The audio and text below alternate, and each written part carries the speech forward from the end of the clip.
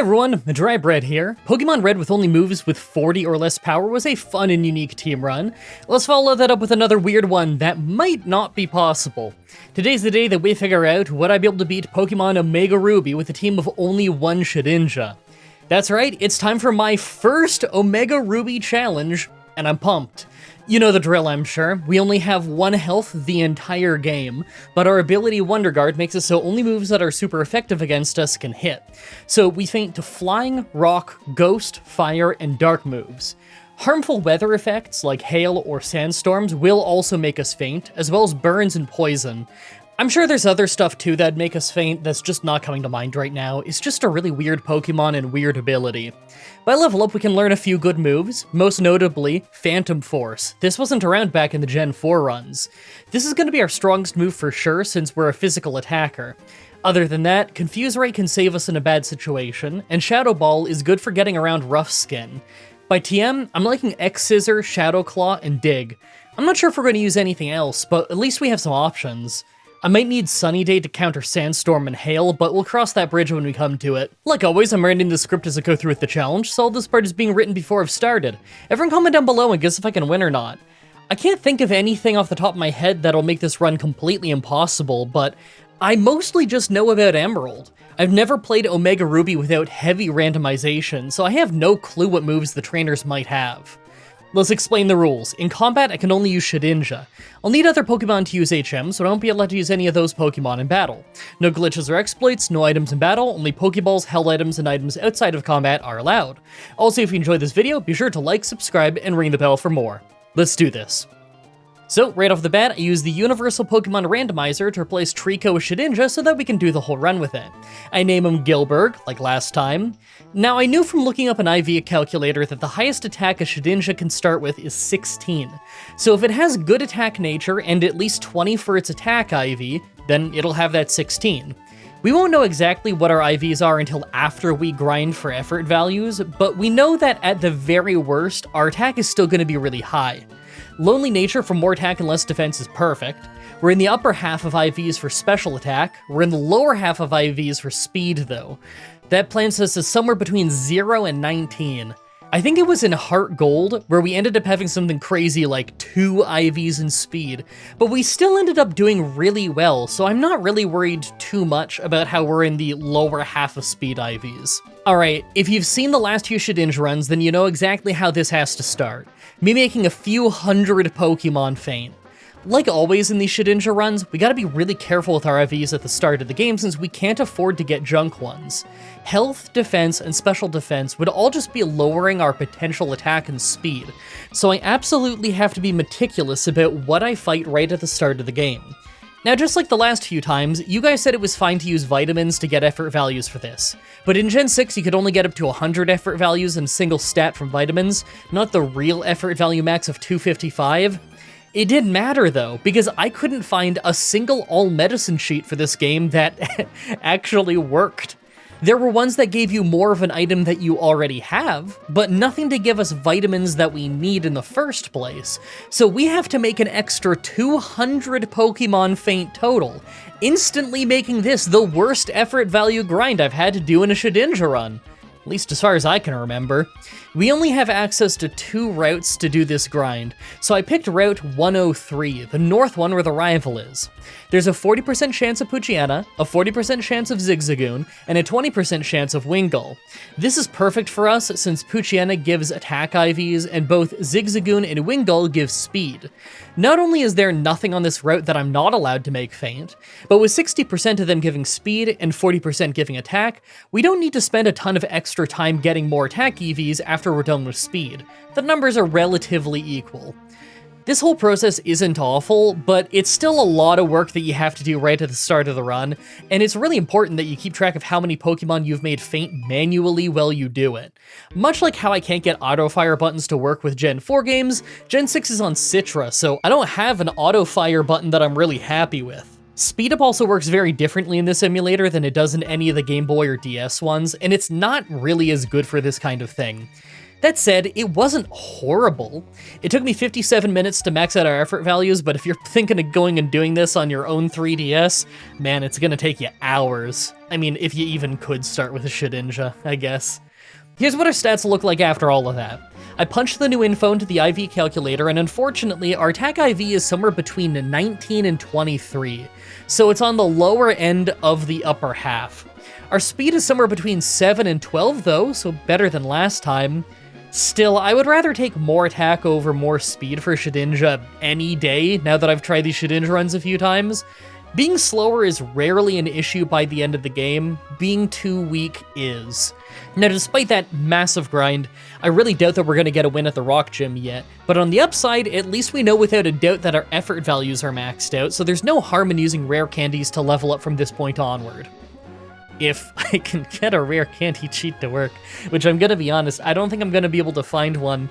I'm pretty sure the only one I can find out there multiplies the rare candies you already have, and in this game, you can't get your first rare candy for quite a while unless you get it from a Zigzagoon pickup, which we don't qualify for at this low level of Zigzagoons, so it might take a long time. Anyway, let's see what level we can win the Rock Gym at. Well, despite putting an entire hour into grinding and then fighting every trainer on my way to the Rock Gym, we instantly did almost no damage and then got one shot.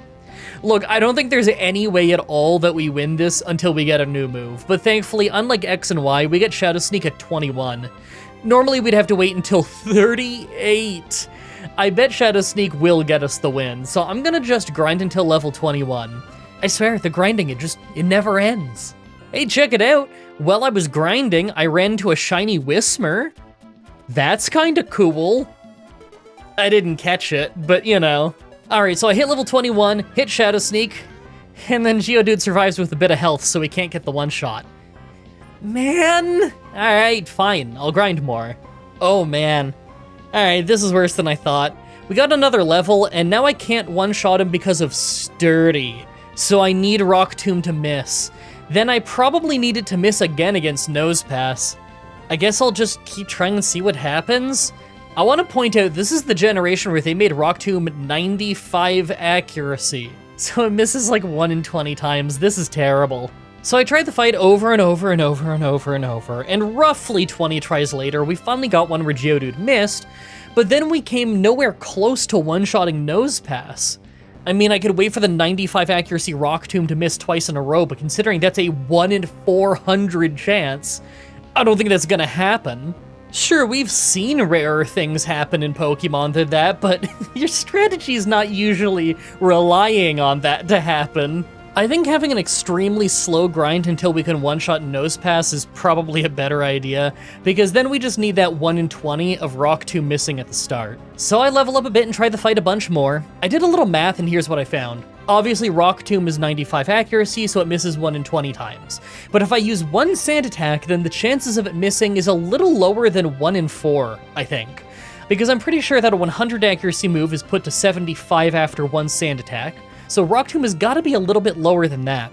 If that's true, then after one Sand Attack, the chances of Geodude missing twice is something like 1 in 16, so it's actually more likely that we survive Geodude if we use one Sand Attack at the start, by just a little bit. Actually, I was thinking it was probably something like 1 in 16, but according to someone on Discord, it's more like 1 in 12 of having 2 Rock Tombs miss after one Sand Attack. And you know what? 1 in 12, that's like twice as likely as a crit. That's not that bad. So I grinded for a good 15 minutes to get up 2 more levels, spent 5 minutes trying the fight over and over, and eventually we got past Geodude again.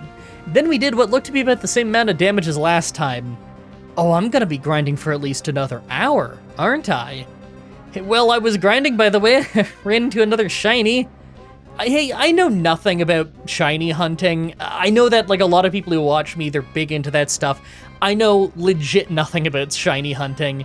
Did they make shinies way more likely to find in this game? Because I just found 2 in the same run, not all that far apart, and I swear, there was probably a third one that I made faint while grinding. I don't know, I only got a glimpse at it, but it looked kind of weird. I don't think I've seen 2 in the same run before, let alone 3. No, I'm not counting red water onyx, that obviously does not count. So after grinding for ages to get to level 27, I tried the fight over and over and over to beat Geodude again. It took a while, but on the very first try at level 27 where Geodude fainted, Nosepass survived Shadow Sneak, but threw the fight by using Harden so we could follow up and win. Nosepass using Harden may have legit saved me an hour of my life. I think this is Roxanne showing us mercy. Let's just ride straight to the fighting gym. We might just sweep our way through with this level. Yeah, that's what I thought. One-shot sweep on the entire fighting gym. They didn't stand a chance. But not long after that is the rival fight under the cycling road, and we can't land a one-shot on Wailmer, so we feint to rollout. The worst part is that I get my first really solid TM after this fight, but I don't think I'm all that close to winning it right now, considering even if rollout misses, we have to handle Kabuskin. By the way, off script as a little aside here, I really hope you guys enjoyed the Pokemon Royal Rumble that I did last week. I might workshop the name a little bit. Right now the going name is Pokemon Rumble 2026, but I'm recording this voiceover before that video has gone public. It's only on like Patreon and the early viewing for memberships and everything, so I don't really know how well that video has done. I just really hope that you're okay with it, because I wanted to get the Shedinja run done last week. As you will see as you watch the run, it ended up being much harder and taking much longer than I thought, so that Rumble was just kind of a quick, really fun thing I could throw together. My prediction on how it'll go, I think that everyone who watches it will absolutely love it, and that almost no one will watch it. I think it's not even gonna show up on your feed, to be honest. I think you weren't even given a chance to watch it. I mean, if you're watching this video after release, then the video is already up, and I bet you it never hit your timeline. I bet you didn't even know that it went up because YouTube never told you. That's how YouTube is with a lot of my videos nowadays, but like especially if it doesn't have Pokemon Challenge in the title. I guarantee you'll have a fun time if you watch it. The few comments I have gotten on it were very positive. When I live streamed the actual recording of that one, people absolutely loved it. It was a really fun time, but it doesn't have Pokemon Challenge in the name, and it's not a traditional Pokemon Challenge, so I get the feeling YouTube's just not even gonna tell you that it exists. So, you know, if it sounds like a fun time to you, I'll have some of it on screen right now. You should go watch it. It was a really fun time. I just hope more than anything, though, that you guys are okay with that as, like, a tide me over until this video came out, and that wasn't, like, a huge disappointment for you. I'm really sorry I couldn't get this out last week. You'll know why later. Alright, this try was insane. I come back one level later with Confuse Ray. We confuse Wailmer, and he hits himself in confusion twice, so we took him out. Great start. Then we confused Kabuskin, and he hit himself twice too, so we just cruised our way to the end. I thought we just won, but we didn't one-shot Shroomish, Effect Spore put us to sleep, he Leech Seeds us, and we faint. That was so cruel. I'm gonna have to grind until we don't need good confusion luck. Alright, so after grinding all the way to level 33, we only need Wailmer and Kabuskin to hit themselves in confusion once before we could make them faint, and Shroomish is just hardly a one-shot now. With that done, we're in the first part of the game where it's really different than in the original Ruby and Sapphire. Mauville has been totally replaced with this weird giant town-like mall. I kind of like the original Mauville, and I would have liked to have seen it in the remake, but I also really like this design, so I'm cool with it. It's a 3D area that's easy to navigate and cool to look at. What matters, though, is that we can get some new TMs thanks to the Mach Bike, including the TM for Shadow Claw. That's our strongest physical move for most of the run, so I'm gonna learn it right away. Then it's on to the Electric Gym, Maxie, and the Fire Gym. Maxie and the Fire Gym are obviously going to be really hard since they're loaded with moves that can hit us, but I don't know about it in the Electric Gym. Here's the thing, I've only played these Gen 3 remakes once in my life, and it was over on Whatageek's channel when I played it fully randomized. I think the link to that playlist is in the description of most of these Pokemon challenges. I'm pretty sure it's still there right now. Anyways, this means that although I've seen what the towns look like and stuff like that, I've never actually seen what Pokemon and moves the gym leaders normally have in this remake. I have no idea if the Electric Gym has a single move that can hit me, and I think that it'd be more fun if I don't look into it ahead of time and just walk in there and see what happens. Hey, at least Winston went great. He just paralyzed us right away and switched, so I guess Voltorb he was sending out was the only Pokemon that could hit us. Well, because he switched into him instead of sacrificing Magnemite for a free switch, we took him out and destroyed his whole team. Oh, well, I didn't see this one coming. On my way to Maxie is this new double battle alongside our rival, and we lose on round 1 every time. They have Mightyena and Coughing. I can't one-shot either of them, and it seems like one of them always uses a dark move on us, or almost always. I think I'm gonna have to level up until I can one-shot them, and then we gotta try until one attacks our partner instead of us. Alright, this is worse than I thought. I got up to level 40, so I can reliably one-shot Coughing, but now Mightyena uses Snarl every single turn. There's only one solution here that I can think of, and it's probably gonna take a while. I need to use one double team, have them both miss me, we take out one of them, then the other one misses me, and we finish them off. So that's 3 misses in a row from one double team. It's not the rarest thing in the world, but it's gonna take a while. Oh, well, never mind, I guess it won't. Literally 3 tries in and we were handed a get out of bad fight free card. Water Pulse from our rivals Wilmer landed a confusion on Mightyena, so they weren't able to attack us as much as usual. We ended up winning pretty fast. After that is Maxi, who I guess isn't all that hard, but it still took a few tries. I have to get Mightyena to hit himself in confusion at the start, or we faint right away. And I had to relearn Dig to deal with Camerupt, but once all that came together, we won pretty fast. I think the Fire Gym is going to be harder though. Hey, check it out! The Fire Gym was actually a really easy one-shot sweep with Dig. We had to get a little lucky on a miss, but he healed back up, then got one shot, so I'm sure even if we fainted, we could have won a rematch pretty easily. That means we have to go to the normal gym, but on our way there, I took the root fossil. I knew that if I didn't say what I took, you'd all ask. Actually, now that I think about it, everyone ask anyway. Comments are good for the YouTube algorithm. Oh man, maybe I should have done the fossil gag in the Pokemon Rumble. Maybe then people would actually watch it. What if I'm wrong? What if I'm super wrong on this prediction and everyone ends up watching it? What if I'm super wrong and it's like the biggest video I've done in years? Yeah, that's not happening. I'm gonna be right about this. Alright, right after the fossil is the normal gym, but really it wasn't that bad. Maybe 5 or 6 tries. He's got 2 slackings that have feint attack, but as long as we get them to hit themselves in confusion once, we can easily win. It took a few tries to get that to happen, but it really wasn't hard. Hey, here's another unique thing. When you start traveling to the next area, the game forces you to get Latios or Latias, depending on what game you're playing. To be honest, this whole part feels incredibly abrupt and out of place. I get why they handed you one of these Pokemon, and I get that they handed it to you right around when you get Fly as well for the sake of travel, but it probably wasn't necessary and it could have been done later.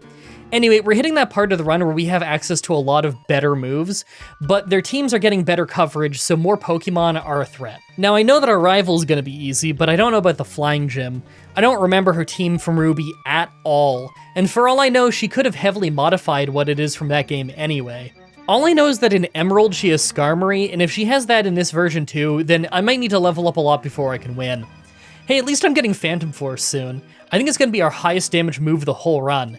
I mean, unless we count crits with Shadow Claw, but that's not as reliable. A crit with Phantom Force would do more anyway. It's just, you know, less likely.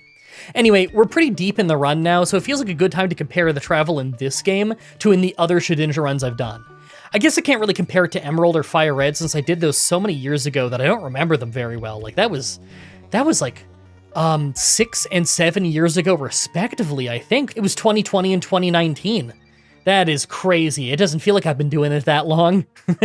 I did do the Platinum and Heart Gold runs pretty recently, though. I have to say, this feels a lot more like Heart Gold than it does like Platinum so far. In Platinum, I was getting stuck and having to overcome really weird random trainer fights all the time. And in Heart Gold, it was really smooth sailing for the most part. I think this is less smooth than Heart Gold so far, but still not as bad as Platinum. I think that the most annoying part of travel in this run has just been that a ton of trainers have Pokemon with Sturdy. Every time I run into a trainer and he sends out Geodude, my heart sinks a little, because I know that there's a very good chance that he survives a one-shot with Sturdy, then hits Rock Throw to make us faint. And then I have to waste 5 minutes letting the rest of my team faint and traveling back to try the fight again. Really, that's not that bad, though. There hasn't been anything completely insane, like that time I had to beat those 2 Zubats in Veilstone City in Platinum, or the Drifbloom right before it that had Aftermath. The closest I've had to those kinds of problems was probably the Team Magma double battle in Meteor Falls. I don't want to jinx it, though. You know, a worse version of that could happen at any moment. All we need is one double battle where they both have feint attack, and the run is probably unwinnable. I don't know until we get there, though, so let's make some progress.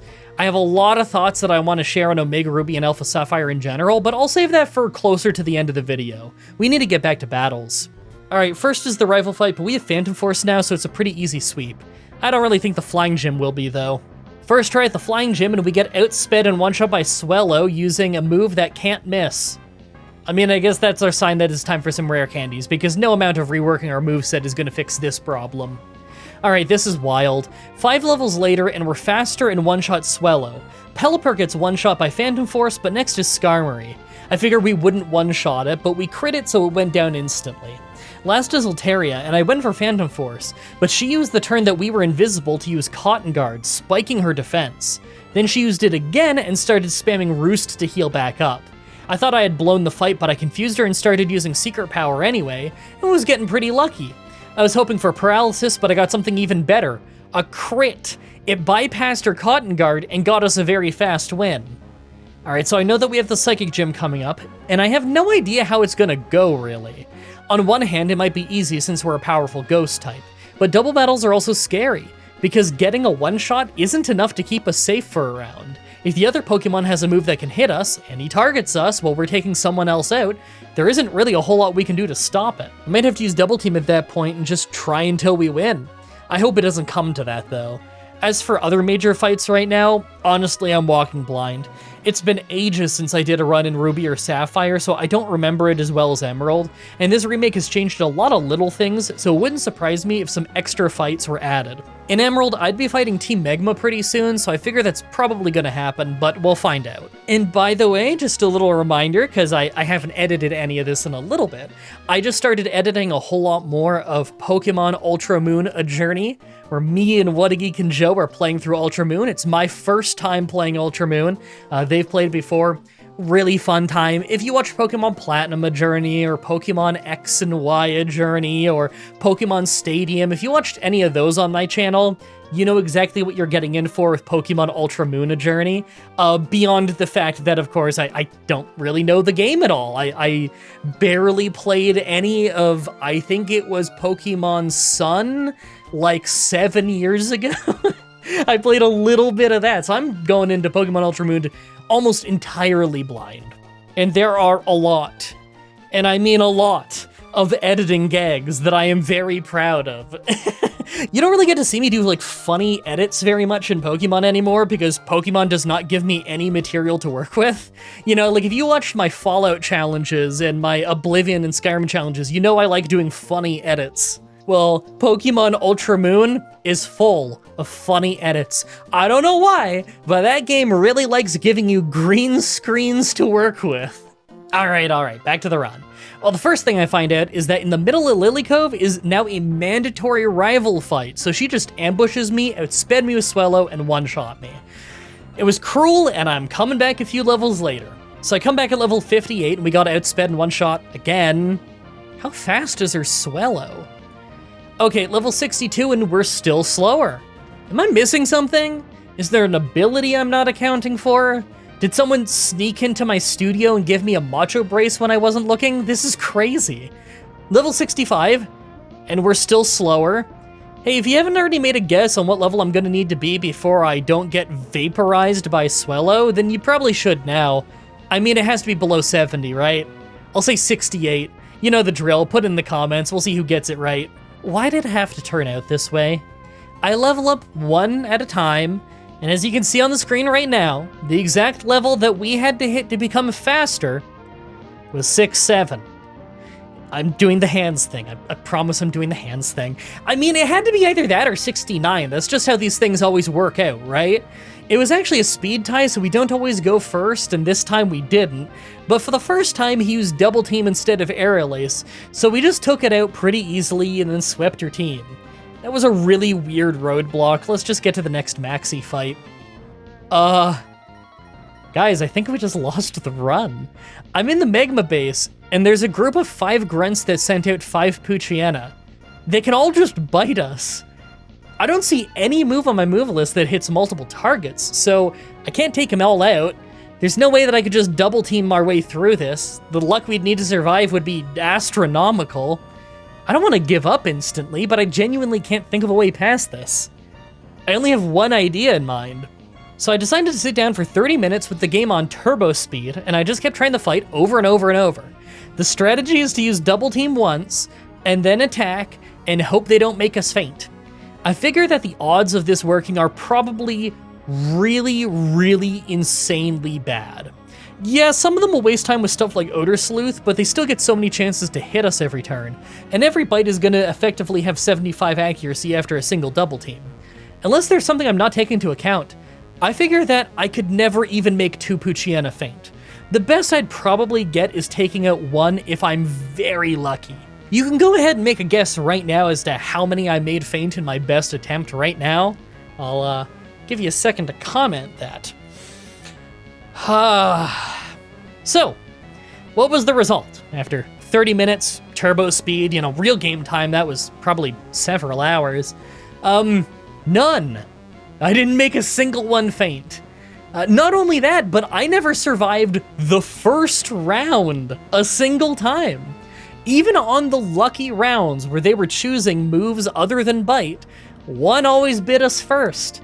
I think the most misses I saw in a row was 3, but it's hard to say. The text was going by pretty fast. Unless there's some amazing strategy that I'm not thinking of, this might be a brick wall. It's not literally impossible. You could probably program some kind of task bot to pull this off through some kind of fancy RNG manipulation.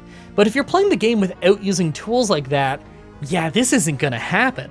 Maybe if I spent literally my entire workday on this one fight, then I could survive 1 round, but I think that's about as far as I would get.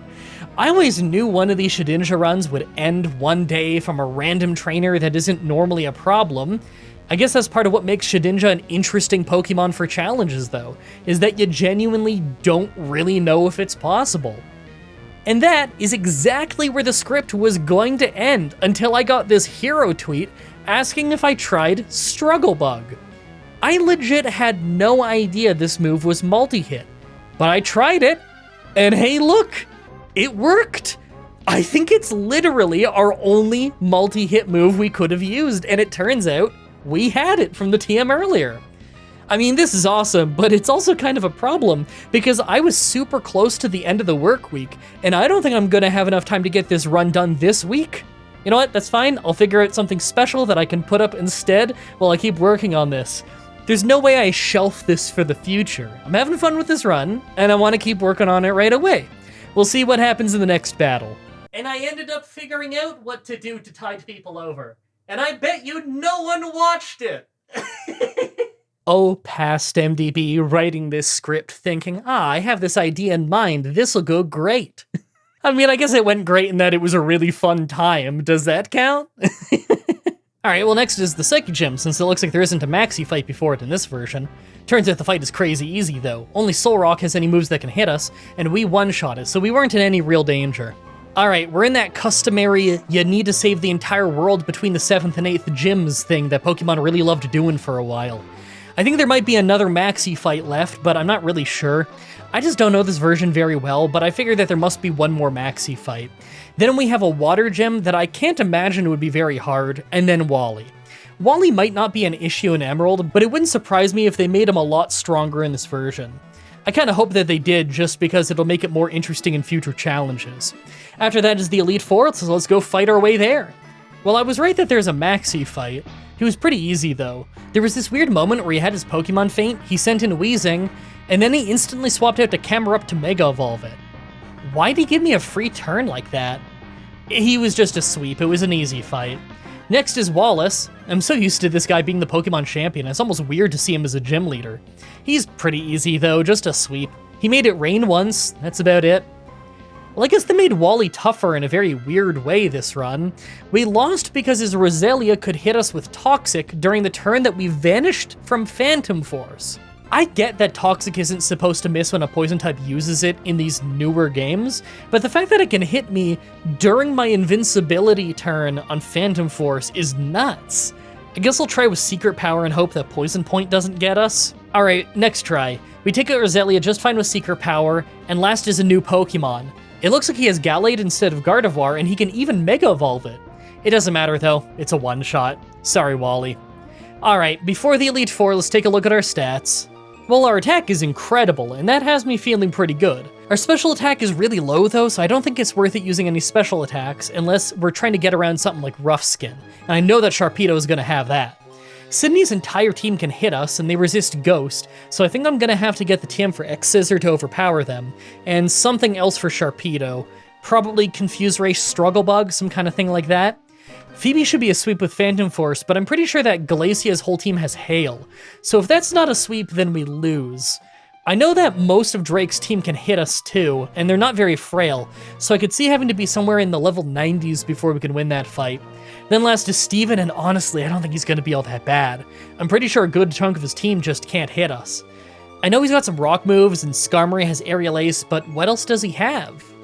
He's got Confuse Ray and Credilli. Does he have Ancient Power on Credilli in this one? I don't even know.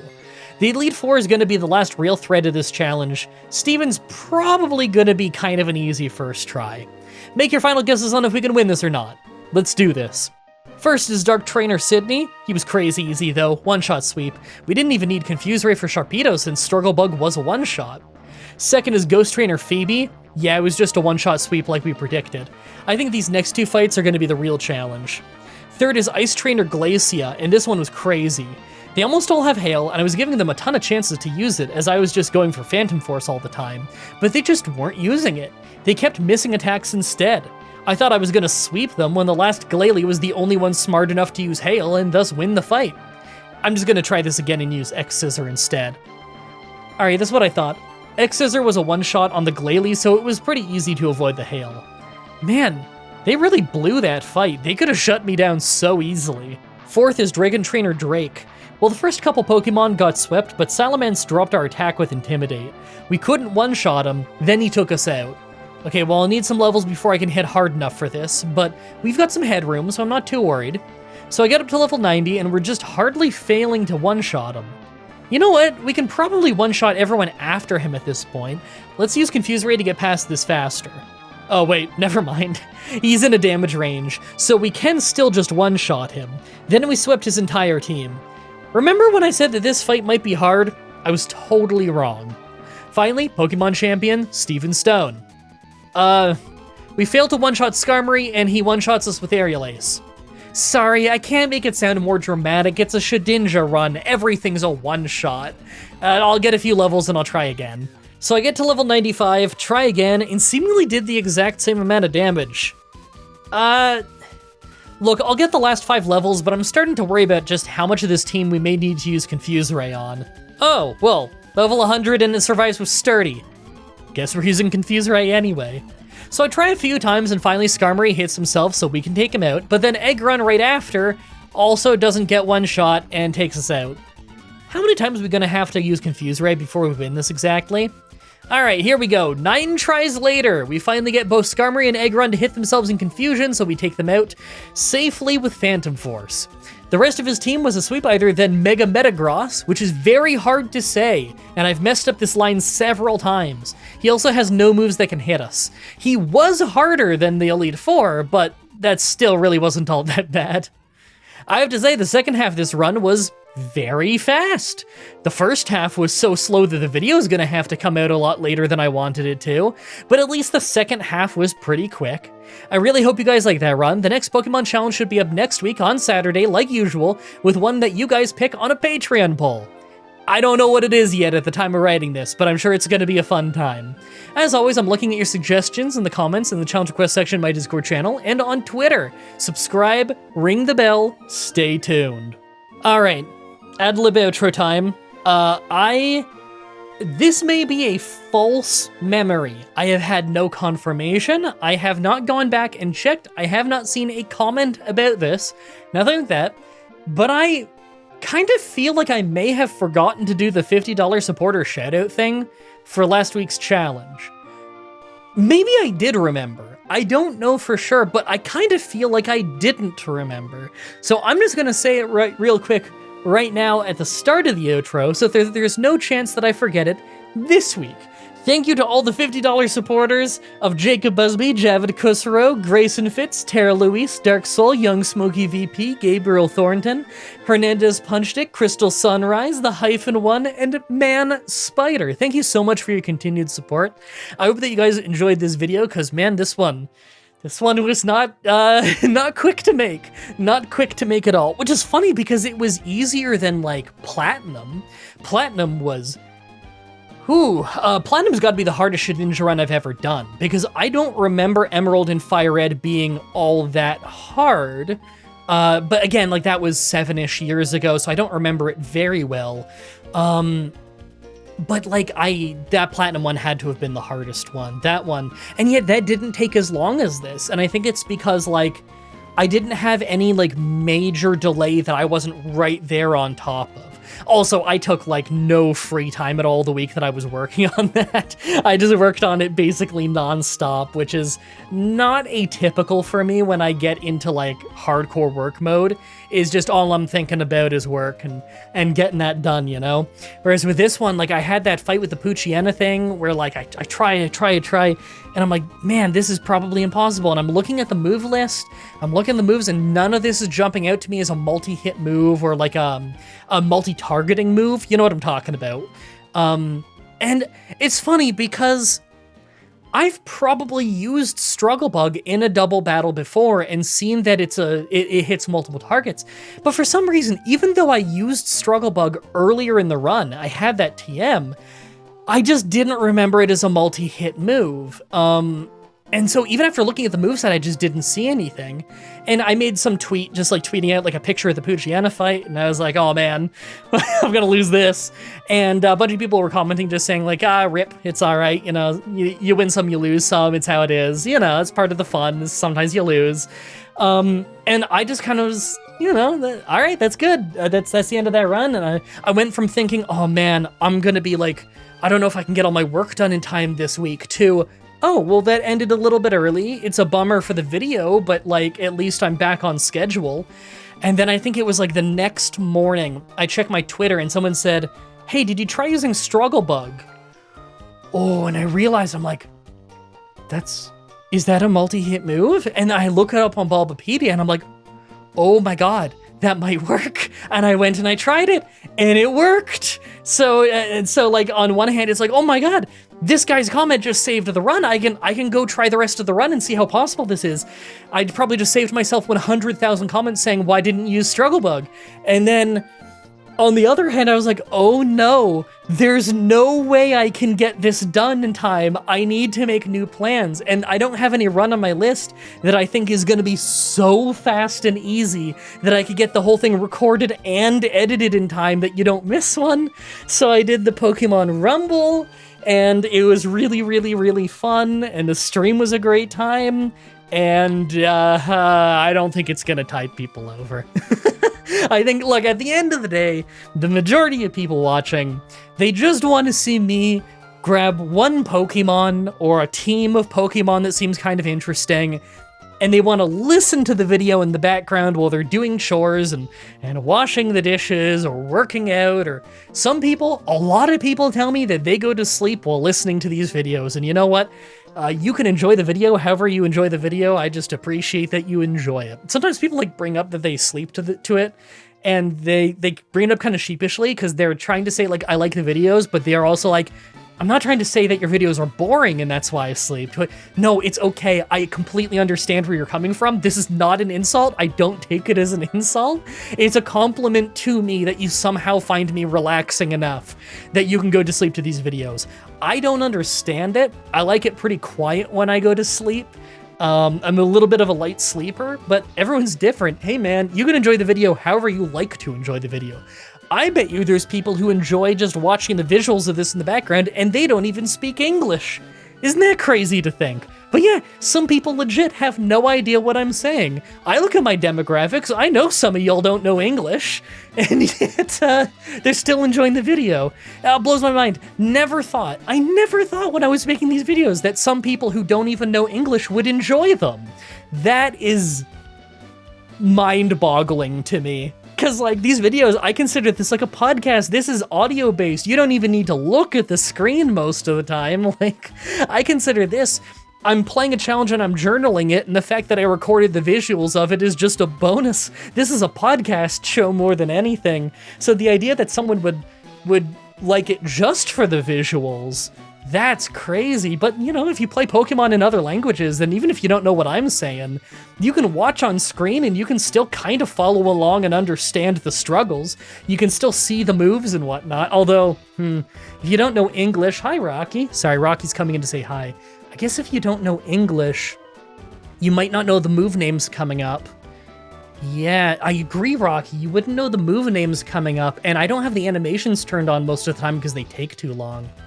Man, I tried turning them on in Pokemon in Gen 5 once, but like just the camera flipping around all the time is just nauseating. I think I'll turn the animations for that stuff on occasionally in Gen 6 runs though, just because I find that Gen 6 runs run so fast in emulator that like it's not a big deal to have the animations stay on.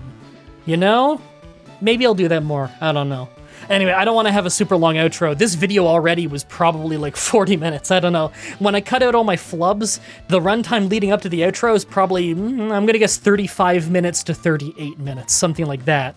Oh, Rocky left the room. He is no longer saying hi. You are no longer graced with his presence. I haven't eaten anything yet, and it's turning 4 p.m., so I'm going to go figure out something to eat. Thank you everybody so much for watching, and until next time, have a nice day.